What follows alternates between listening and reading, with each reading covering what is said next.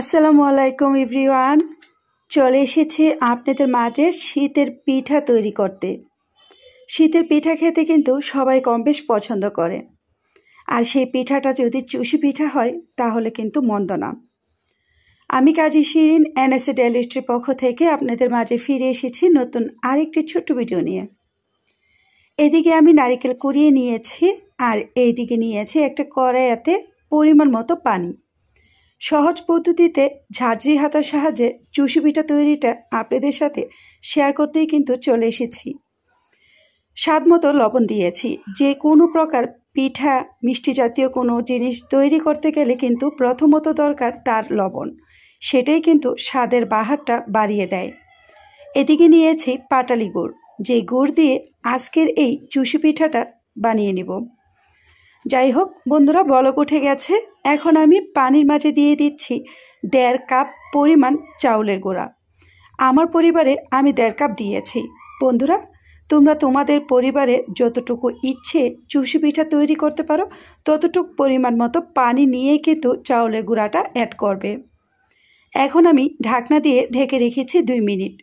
এই ঢাকনা দিয়ে ঢেকে রাখার 2 মিনিটেই কিন্তু বেশ সুন্দর সিদ্ধ হয়ে গেল চাউলের গুঁড়াটা। একটা খুন্তি দিয়ে আমি নাড়া দিয়ে দিচ্ছি। তারপর কিন্তু বন্ধুরা আমি চুলার হিটটা একদমই লো করে নিয়েছি। এইভাবে খুন্তি দিয়ে নেড়ে নেড়ে আমি চাউলগুলোকে একসাথে অ্যাড করে নিব, যাতে কোনো প্রকার গোল গোল আঠি না থেকে যায়। তারপর বন্ধুরা আমি এখন গরম মুহূর্তেই হাতের তালুতে তেল নিয়ে এই যে চাউলের ডোটা করেছি সেটাকে ভালো করে সুন্দরভাবে মতে নিব। আর এইভাবে গরম গরম থাকা মুহূর্তে যদি বন্ধুরা তোমরা হাতে তালুতে তেল নিয়ে মতে নাও এই চাউলের ডোটা, তাহলে দেখবে চুষি পিঠা বানাতে একদম সুন্দর একটা ডো হবে এবং বানাতেও অনেক সহজ হবে।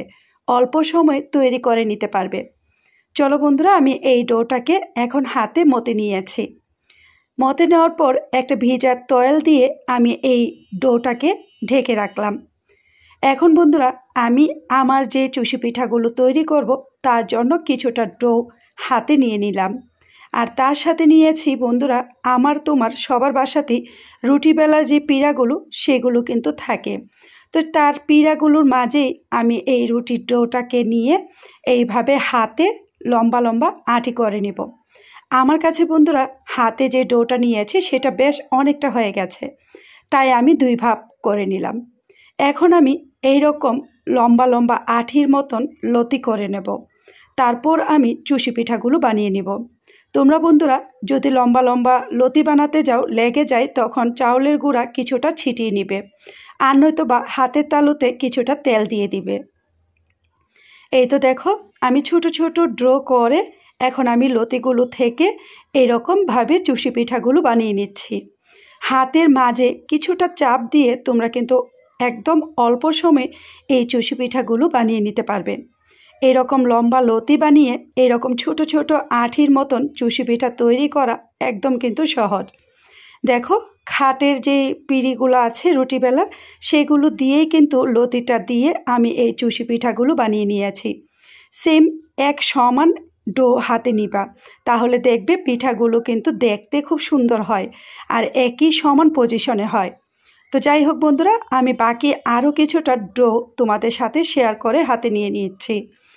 আমি একভাবে দেখিয়ে দিয়েছি লতি করে কিভাবে চুষি পিঠা তৈরি করে, আর এখন দেখিয়ে দিচ্ছি বন্ধুরা যে ডোটা নিয়েছি সেটাকে কিছুটা মতে নিয়েছি। তারপর আমার বাসায় একটা ঝাঁঝরি, যে ঝাঁঝরিগুলো সবার বাসাতেই কম বেশ থাকে। তো বন্ধুরা দেখো ঝাঁঝরির মাঝে আমি যে ডোটা নিয়েছি সেটা এইভাবে আঙ্গুল দিয়ে জাতা দিয়ে দিয়ে নিচের দিকে ফেলে দিবে। যদি দেখো বন্ধুরা ঝাঁঝরির সাহায্যে এগুলো না পড়ে তখন এইভাবে একটু কিছুটা নাড়ার সময় দিবে, তাহলে দেখবে টুকটুক করে নিচের দিকে পড়ে যাবে। আর তারপরও যদি বন্ধুরা না পড়ে তখন তোমরা ঝাঁঝরির মাঝে কিছুটা তেল নয়তো বা চাউলের গুঁড়া ছিটিয়ে দিবে। দেখবে ছোট ছোট আঠির মতন পড়ে গেলে সেইগুলো দিয়েই কিন্তু চুষি পিঠা তৈরি করে নিতে পারবে একদম অল্প সময়। এখন বন্ধুরা দেখো ছোট ছোট যে আঠিগুলো আছে সেইগুলোর মাঝে আমি হাতের তালুতে কিছুটা চাউলের গুঁড়ি দিয়ে দিলাম। সেই গুঁড়িগুলো দিয়েই কিন্তু মাঝের তালুতে রেখে কিছুটা চাপ দিয়ে আমি চুষি পিঠাগুলো বানিয়ে নিচ্ছি। এই রকম পজিশনে ঝাঁঝরির সাহায্যে যদি ছোট ছোট ড্র পড়ে যায় তখন কিন্তু অল্প সময়ে হাতে তালুতে রেখে চুষি পিঠাগুলো তৈরি করে নিতে পারবে। বন্ধুরা, আমি তোমাদের দ্বিতীয় পজিশনে দেখিয়েছি। যদি তোমাদের এই ঝাঁঝরির সাহায্যে দ্বিতীয় পজিশনে চুষি পিঠা বানানোটা ভালো লাগে তাহলে অবশ্যই বাসায় ট্রাই করবে। আমি তোমাদের সাথে আজকে 3টি পজিশনে চুষি পিঠা কীভাবে তৈরি করে সেটাই কিন্তু শেয়ার করছি। লতির মাধ্যমে চুষি পিঠা বানানো যায় একদম সহজে, ঝাঁঝরির সাহায্যেও কিন্তু একদম সহজে তৈরি করা যায়। বন্ধুরা, আমি আরও বাকি কিছুটা ডো হাতে নিয়েছি। তারপর এই ডোটাকে কিছুটা সময় হাতে তালুতে দিয়ে মতে নিয়েছি। আর এদিকে দেখো আমি একটা কেচি নিয়েছি।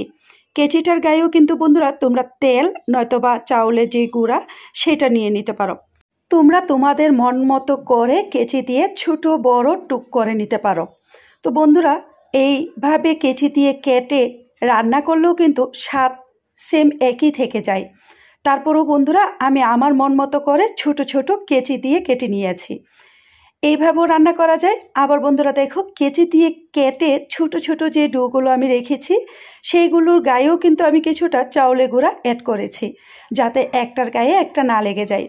তারপর এই ছোট ছোট ডোগুলোকে আমি যে রুটি বেলার পিঁড়িটা নিয়েছি সেটার মাঝে দিয়ে এই রকমভাবে সেম পজিশনে চুষিগুলো বানিয়ে নিব।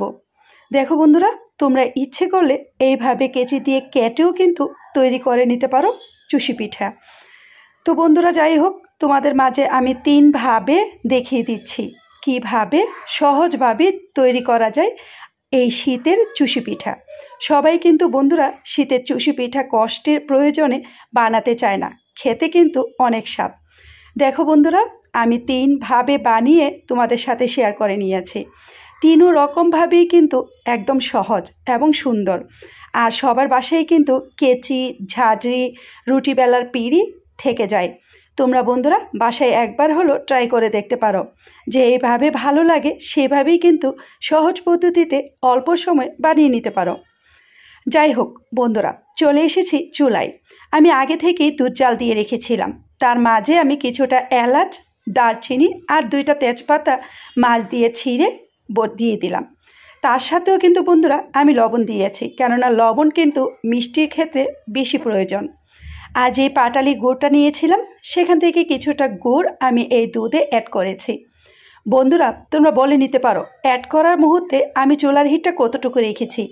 আমি যখন গুড়টা অ্যাড করেছি তখন কিন্তু চুলার হিটটা একদমই লো রেখেছি, যাতে দুধটা ফেটে না যায়। আর দুধের সাথে গুড়টা যখন অ্যাড হয়ে গেছে তখন কিন্তু চুলার হিটটা কিছুটা বাড়িয়ে দিয়েছি। তারপর বলক ওঠার পর আমি দিয়ে দিচ্ছি বন্ধুরা নারিকেল যে কুড়িয়ে নিয়েছি সেগুলো।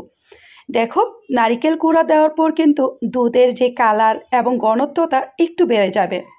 আর বন্ধুরা দেখো, আমি স্বাদ মতো কিছুটা বাদাম দিয়েছি।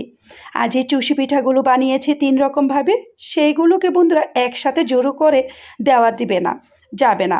যদি দিয়ে দাও তাহলে দেখবে দলা পেতে যাবে। তাই চেষ্টা করবে কিছুটা সময় আস্তে ধীরে দেওয়ার জন্য। আর তখন কিন্তু চুলার হিটটা একদমই বাড়ানো যাবে না, লো রেখে এই চুষিগুলো মিশাতে হবে। তো যাই হোক বন্ধুরা, চুষিগুলো মিশিয়ে আমি যে নারিকেল কুড়া করেছি সেখান থেকে কিছুটা নারিকেল টুক করেছিলাম, যাতে মুখে খাবার সময় কামড় পড়ে, সেই জন্য টুকগুলো দিয়েছি। আর দেখো, দুধের যে ঘনত্বটা সেটা আমি এতটুকু পরিমাণ রেখেছি, কেননা চুষি পিঠা ঠান্ডা হয়ে গেলে অনেকটাই ঘন হয়ে যায়। তাই চেষ্টা করবে বন্ধুরা কিছুটা পাতলা রাখার জন্য। আর দেখো বন্ধুরা, আমার চুষি পিঠা বানানো তৈরি হয়ে গেছে। এরই মাঝে উপর দিয়ে কিছুটা নারিকেল ছিটিয়ে দিয়েছি। বন্ধুরা, তোমাদের কাছে এই শীতের চুষি পিঠা বানানোর সহজ 3টি পদ্ধতি যদি ভালো লাগে তাহলে অবশ্যই কিন্তু বাসায় একবার ট্রাই করবে।